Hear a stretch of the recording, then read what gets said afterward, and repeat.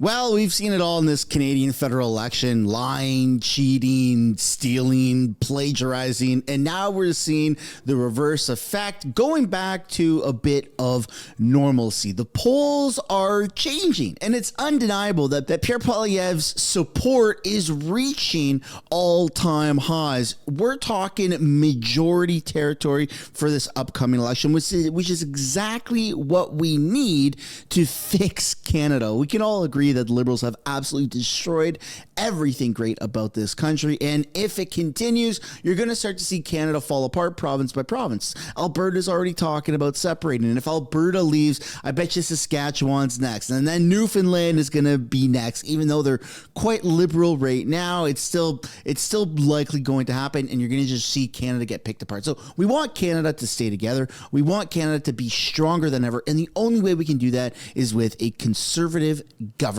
And good thing we're heading in that trajectory. Welcome back to the channel. Welcome back to another video, everybody. Before we get into it, I do want to encourage you all to hit the like button and subscribe if you haven't already. It tremendously helps the channel so that more and more people can be informed of what's actually going on in this election. We're en route to 500,000 subscribers, and it'd be freaking awesome if we got there sooner than later. We need to talk about protecting ourselves. How do you protect yourself in this day and age? Well, the best way to do that is with a VPN, which is a perfect segue into today's sponsor. I'd like to thank today's sponsor, Private Internet Access. We're offering my audience 83% off for using code SUNSHINE, which can be found linked down below in the description or the pinned comment below. We're living in a crazy time of censorship here in Canada, and that's all thanks to Justin Trudeau, or whoever the hell is really calling the shots with the Liberal Party since he resigned, but not really resigned. He wants to make sure you can't see the news. He also wants to make sure that you can't access certain content on Netflix, on Hulu, and on Disney Plus, which we all know if you listen to Chrystia Freeland, you shouldn't have Disney Plus.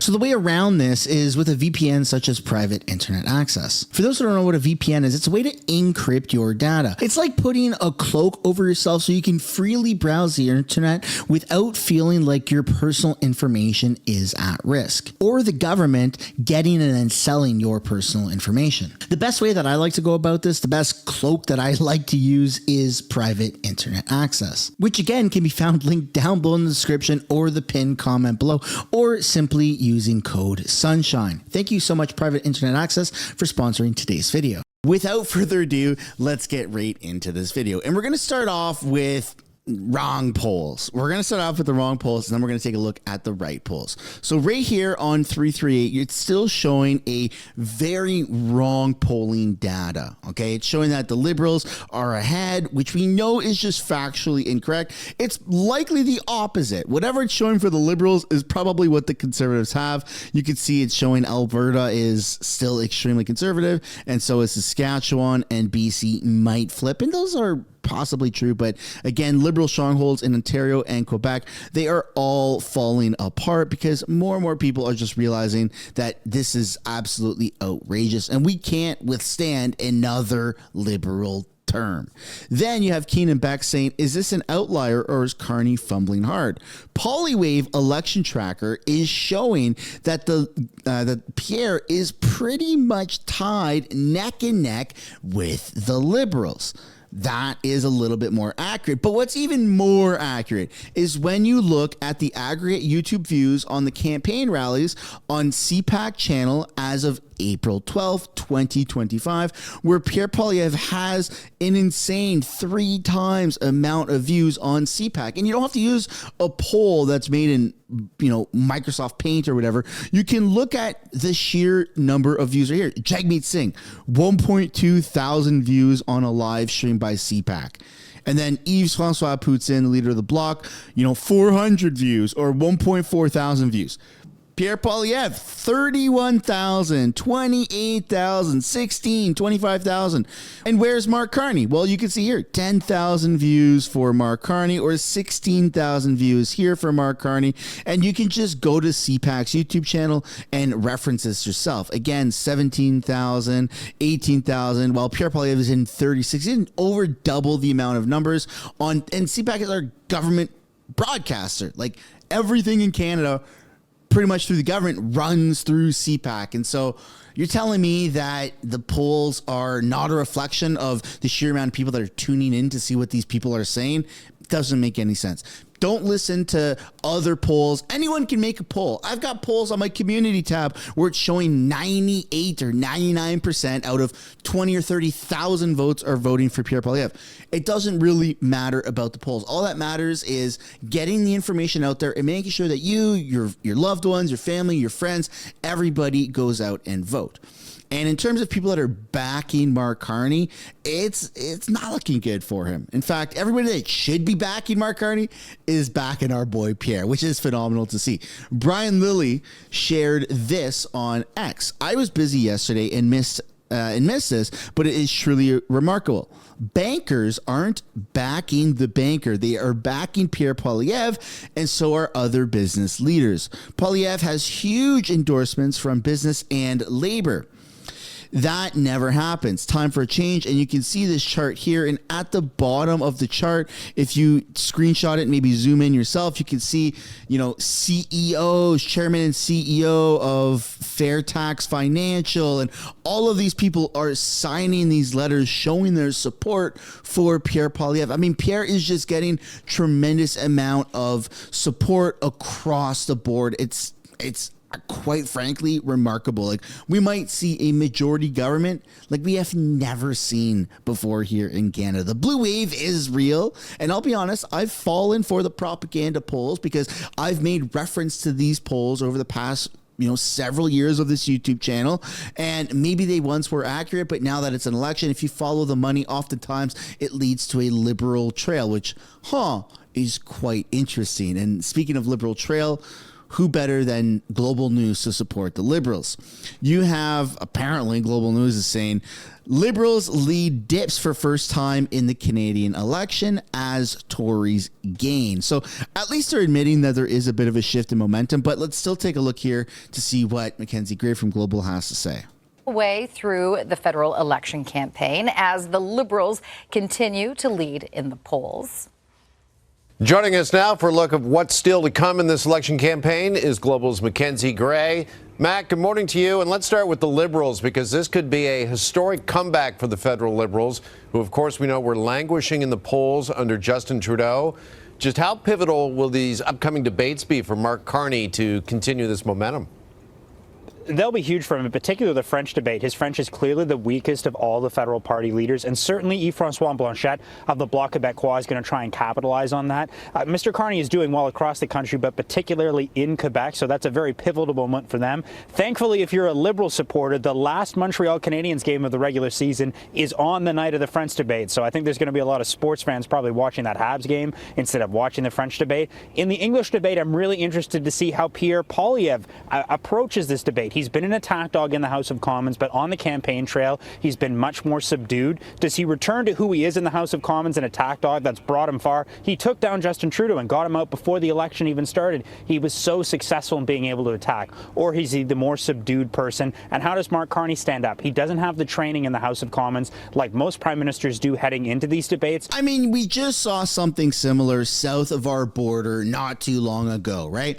Where they did the bait and switch. They removed Joe Biden, they added Kamala, and they thought that they could bring in somebody with, who hasn't stepped into the real ring for very long, doesn't have the debate experience, doesn't have the political experience, and got absolutely destroyed. And my predictions is, first of all, kind of weird that they're doing the French debate first. Like they're now allowing Mark Carney to basically know what all the questions in English are going to be, because let's be honest, there's going to be about half the viewers, if not significantly less, that tune in for the French debate than the English debate. They should be starting with the most impactful, most viewed debate, which would be the English, and then do the French one. But moving beyond that talking point, I think that Mark Carney is going to get completely steamrolled, and I think you're going to start to see a bit more of a tactical, but also in combination with a vicious part of Pierre that we just haven't seen in a long time because of the House of Commons,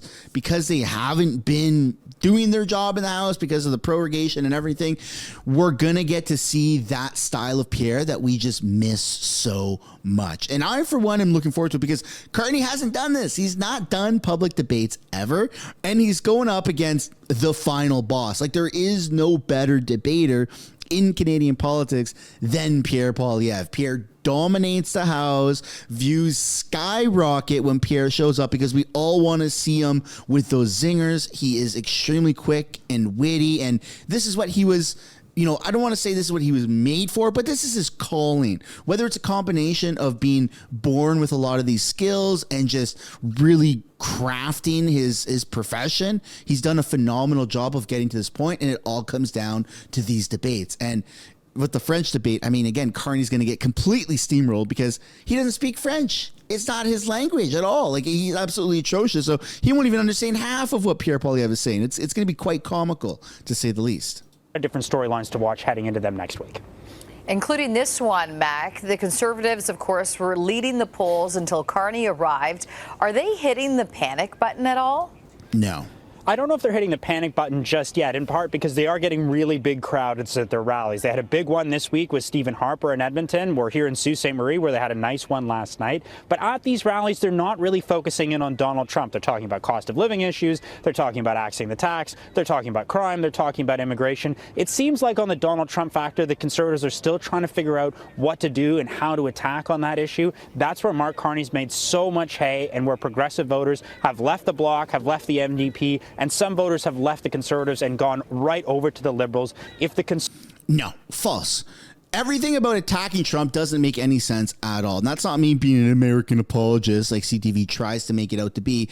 It's that whatever Trump is saying, all these negotiations, the art of the deal, whatever you want to call it, anchoring, right? You can't just take the first initial points at face value. Look, it's undeniable, we do have a bit of a beef situation with America right now, but coming out the gate and ripping American products off the shelves because you're trying to boycott America, all of that is going to come back to bite you in the butt. And we've already seen it. We've seen all of these liberal, politicians in Canada, including the fat pig with rabies, Doug Ford, be completely humiliated by these acts, these impulsive, compulsive acts that are just imploding their entire rationale, their moral compass. And to be honest, to be completely frank, Mark Carney is down that same trajectory, coming out the gate, guns blazing, going, we got to attack them with elbows up, all that stuff. First of all, elbows up is the stupidest thing I've ever heard in Canadian politics.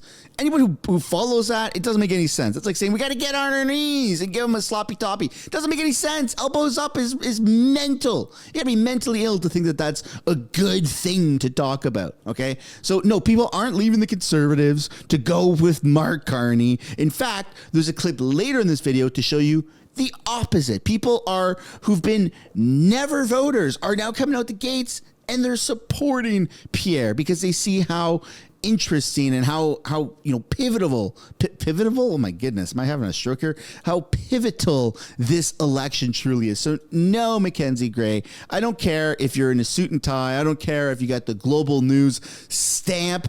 It's not real. The support for the Liberals is diminishing, and to be honest, all of the voters are average age of 95 years old, okay? Don't believe the polls. Don't believe the fake news. Now let's move on to what's going on our Capitol Hill this weekend, where there was a huge security risk. There was a massive pro-Palestine protest that once again took place, or should I say a Mark Carney support group. Here you go. That is insane.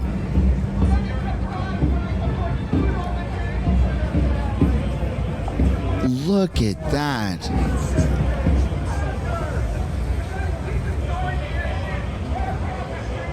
Communist music in the background or something. Wow.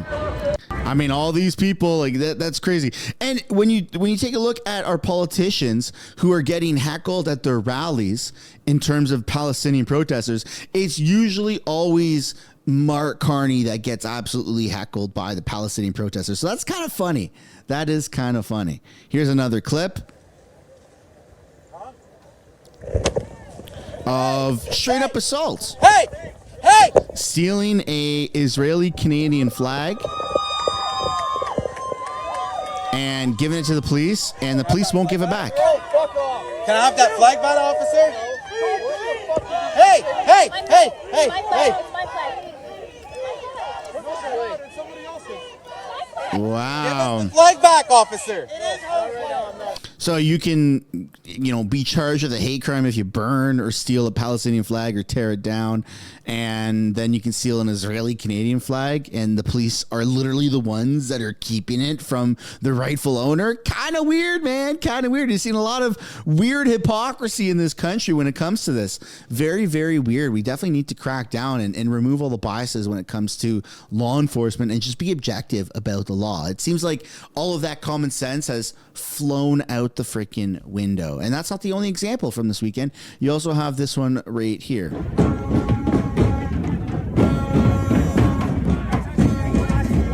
Looks like that's Chris Dacey getting harassed by police. Will I be under arrest if I don't leave? Will I be under arrest if I don't leave? I didn't get tons of room. Shame. What the heck? They've been worried about this. I walk or what?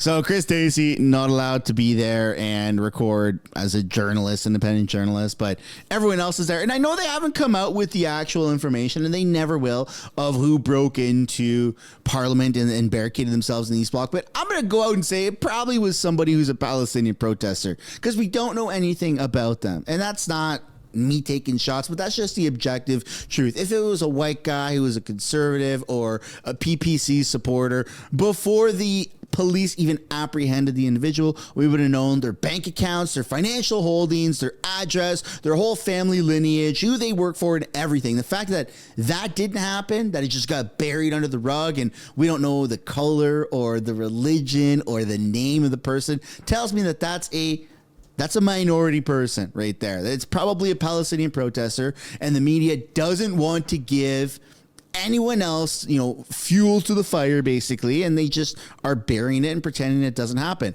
almost as if it doesn't fit their narrative. But that's my hunch. I'd love to know what you guys think. Also, it's just weird that these protests are happening literally every weekend for like over a year.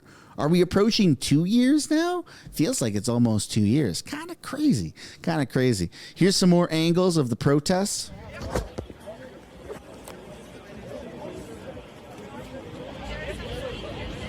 Are those like communist flags? Those red flags right there? They're carrying fake dead bodies.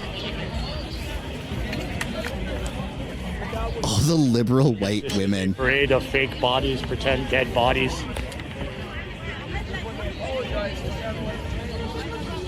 It's getting much busier here. The hill is starting to fill up. A parade of pretend dead bodies coming through. That's so weird. So weird. There's nothing that our Canadian government can do. And in fact, everything that can be done is pretty much being done in terms of that ceasefire. But I'd love to know your guys' thoughts and opinions down below about these pro-Palestine protests that are still taking place on our Capitol Hill. Somebody who runs away from a crowd, though, is Mark Carney, even when the crowd is there to see him. Mark Carney recently did a bit of a outdoor speech, it seems. And immediately, once he was done speaking, instead of taking questions and talking to people, he literally ran away. Send us to Ottawa to stand up for Canada, build a better country. There he goes. Get me out of here.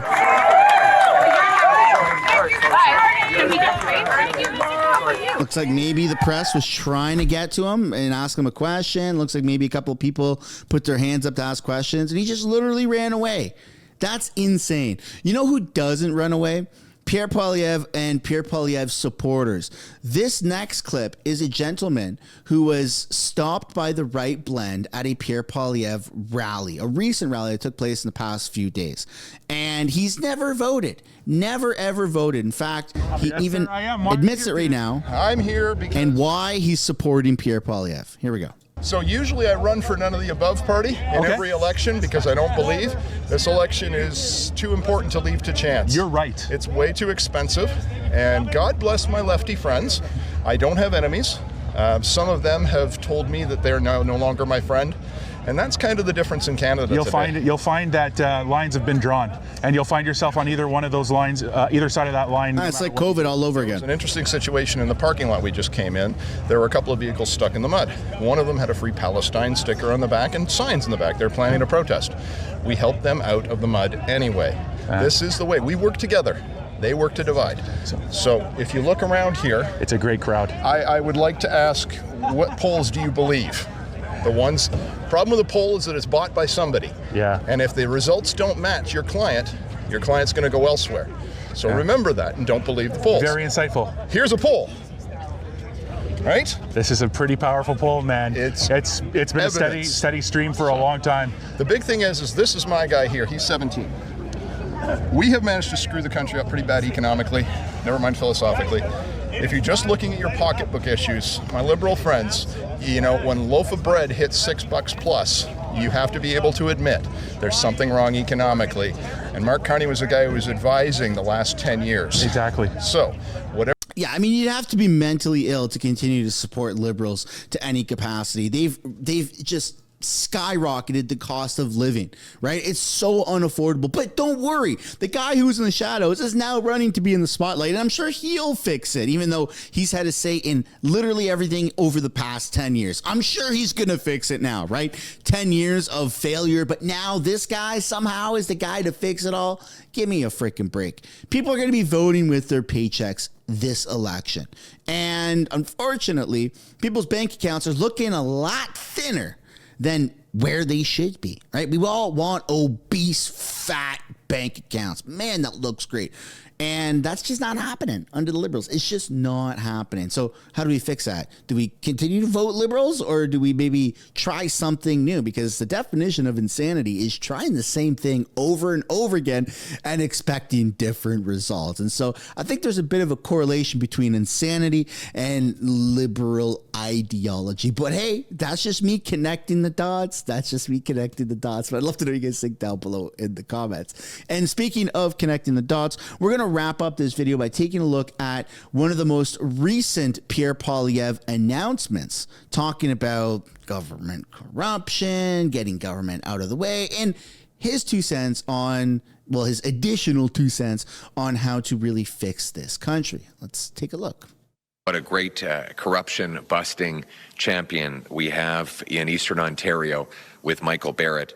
Thank you for all your hard work holding this government to account and tirelessly pointing out and exposing Liberal waste and corruption and Mark Carney's unprecedented conflicts of interest. Before I go into what I'm going to announce, let me talk about why I'm going to announce it. The reason that it's important not to have government corruption, conflicts of interest, and rampant waste is because the people always pay the price. When politicians get rich by making everyone else poor, waitresses and welders, truck drivers, and barbers end up. Now I'm in my 50s. I'm all about making the right choices. What? Is there an ad break on CTV's YouTube video? Like literally? Oh my goodness, I'm downvoting that. There's literally an ad break. Look, Pierre's talking. End up. Now I'm in my 50s. I'm all about making the right choice. And then it's a liberal ad. Right. And then it continues. And for Canadians over 50, how can I help? Quote for Canadians. That the lost Liberal decade. Am I having a stroke, or is this happening? I wish this was a live stream so that I could see the chat like move in real time, because I feel like I'm going a little bit insane. That is weird, right? Like, I understand having an ad on a video, but literally, I don't know. That was just weird. That was a weird way to do it. That was a weird way. They embedded an ad in their... It interrupted. We now don't know what he just said during those 20 seconds. We're never going to know. They literally cut it out. Drove the cost of housing and food up and drove your wages and living standards down. The crime and chaos are overtaking our once safe streets. He wants you to forget that liberal insiders like him have profited richly off of the misery of everyone else. He wants you to forget that Canada has had the worst housing inflation in the G7, the worst economic growth in the G7, the worst household debt in the G7, that $500 billion has left Canada for the Americans because of the economic policies Mr. Carney advised Trudeau to implement. He wants you to forget all of that. But he also wants you to forget that while Canadians were suffering, he and liberal insiders were getting rich. They were benefiting off of the suffering. This is because of very powerful conflicts of interest that remain in place today and which Mr. Carney refuses to answer for. But let's just chronicle the corruption that we have witnessed in the last 10 years of the Liberals. Prime Minister Trudeau was found twice guilty of violating the Ethics Act, taking illegal vacations and interfering in corporate prosecutions.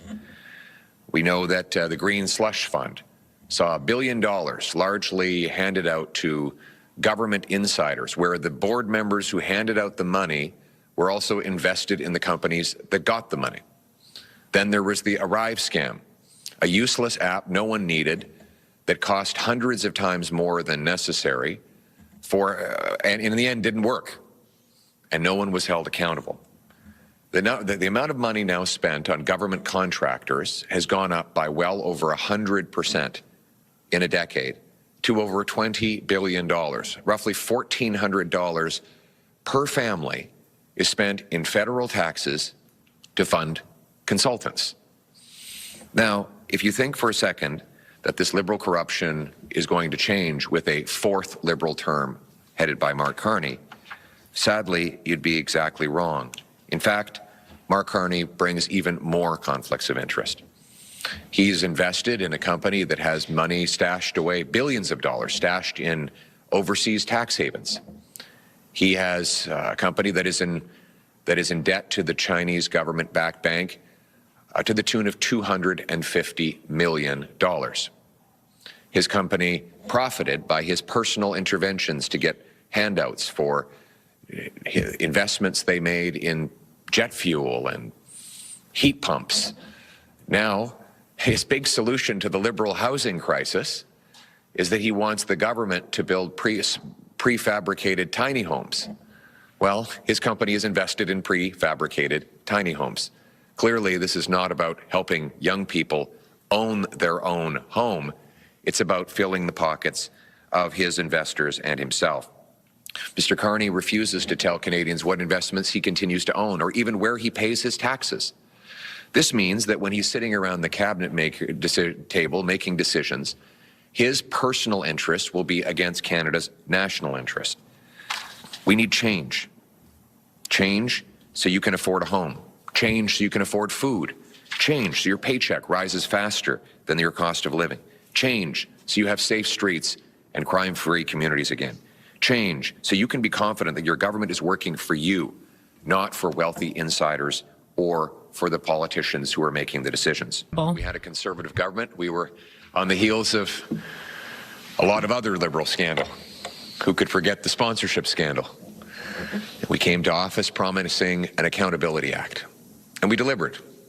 We passed laws forcing more disclosure of government information, banning conflicts of interest, cracking down on insiders, setting up the lobbyist registry so that we knew who was paid to influence government decisions. And it worked for a while until Liberals found loopholes. And we have to give them credit. They're very creative. As much as we tried to stomp out all the Liberal corruption, they went to work to find ways around the rules. So I'm announcing today that a new Conservative government will bring change by introducing the Accountability Act 2.0, designed to remove the loopholes that Mr. Carney and the Liberals are using to avoid accountability for themselves and for their party. We're going to put Canadians first for a change. We're going to have an accountable government for a change. We're going to have politicians and leaders who work for you, for your affordable home and food, for your safe street, for your paycheck, for a change. So let me lay out some of the elements of this plan. First, we will ban shadow lobbying. Now, shadow lobbying is when professional VIPs with big shot titles call themselves advisors so that they can influence government decisions to profit themselves, but then get around lobbying rules. And Mr. Carney's been famous for this. He bragged that he lobbied the British government to increase jet fuel prices while his company invested in the jet fuel. He brags that he influenced governments to subsidize heat pumps while his company invests in heat pumps. He says that he's going to reverse the Liberal housing crisis by having the government build prefab tiny homes. Well, his company is invested in prefab tiny homes. Using a fake title of advisor to push policies that enrich yourself while impoverishing everyone else is an unacceptable conflict of interest, and it is nothing more than glorified corporate lobbying that is unregistered. We have a lobbyist registry which is meant to allow Canadians to know who is taking money to influence government decisions. We cannot allow high-priced corporate insiders like Mark Carney to go around those rules. And so, henceforth, we will eliminate the lobbying loophole and require anyone who's acting as an advisor to government officials to declare themselves and register as a lobbyist whenever they are advising on matters that touch upon their financial interests or that of their company. This would have required Mr. Carney register as a lobbyist when he was talking about anything that would have profited his corporate interests at Brookfield. Second, we will stop politicians from profiting off their own decisions. Ministers should not be involved in setting policies that enrich themselves or their families without accountability. We should not allow people to use their political power in government to make decisions that will advantage themselves above and beyond the public interest. Let me explain the problem. There is a section in the Ethics Act right now that allows a politician to make a decision that benefits him or his family if it benefits other people as well. Now, the reason that was set up was so that, for example, Jim Flaherty benefited by cutting the GST because his consumer purchases were a little more affordable. But, of course, everybody benefited. We didn't want to declare that to be a conflict of interest. But it's been widely over-interpreted to allow, for example, Bill Morneau to make policies that affect insurance plans just because there are multiple companies that benefit from it and not just his. And so we will put in place a stricter test that will ban politicians, particularly ministers, from any involvement in decisions that would benefit their interests more than the public interest. They would also have to declare these interests publicly and widely so that everyone knows. Third, we'll increase the fines for ethics violations to $10,000. No more slaps on the wrist. 4, tax transparency. Anyone running for office will have to disclose where they paid taxes for the last 7 years. In which country? He's just dropping bombs. One reporter has contacted Mr. Carney's campaign and said, have you been paying taxes in Canada personally? And his campaign refuses to answer that question. Seems like a pretty basic question. He's the Prime Minister of Canada, and he can't tell a journalist whether he pays taxes in Canada, whether he personally pays the same taxes that he charges everyone else. This is, I've never seen something like this in my life. And then you have rules for thee, not for ye. We know he has cash stashed in Bermuda, in the Caymans, and other of the most flagrant offshore tax havens. So while he was advising Justin Trudeau to raise your taxes, he was dodging his. He still has those conflicts in place. How would you ever trust him to reform the tax system to make it fairer when he benefits from dodging his bills? Waitresses, truck drivers, manual laborers have to pay a much higher tax rate than Mark Carney's company, and he remains in that conflict. So he should have to reveal where he's paid his tax for the last 7 years. Fifth, we'll require cabinet ministers to divest fully from tax havens and disclose their assets to the Office of the Ethics Commissioner with penalties for noncompliance. No more so-called blind trusts that are only blind to the public. What does this mean? It means that when you're going into cabinet, including becoming prime minister, you would actually have to sell all the assets, turn it into cash, hand that cash over to a trustee who would then invest it from scratch, unbeknownst to you, so that you would not have any ability to know what interests you have that go against the public interest. Let's see Mark Carney try to steal all of these talking points. Like, this is phenomenal. What Pierre is suggesting is to literally, these are all common sense things. No more corruption, no more hiding, no more Justin Trudeau's in Canada, no more Mark Carney type of behavior in Canada. This is fair, it's equitable, and it's 100% doable. If you're going to be running in office, if you're going to be running in our parliament, if you're going to be a government employee at this level, you're supposed to represent our government at the federal level, you should absolutely be held to these standards. This is just common practice. Our government is so wasteful. It's so corrupt. It's full of people that are using our taxpayers' money and parliamentary privilege and all those resources to make themselves, their family, their friends rich. And it needs to stop. And it stops with a conservative government. Ladies and gentlemen, that is the end of the video. I'd love to know what you guys think down below in the comments about any of the topics that were brought forward. Thank you so much for watching. I look forward to seeing you in another video. And on your route, if you haven't yet already, I'd like to encourage you guys one last time to hit the like button, subscribe, and I'll see you later. Bye for now.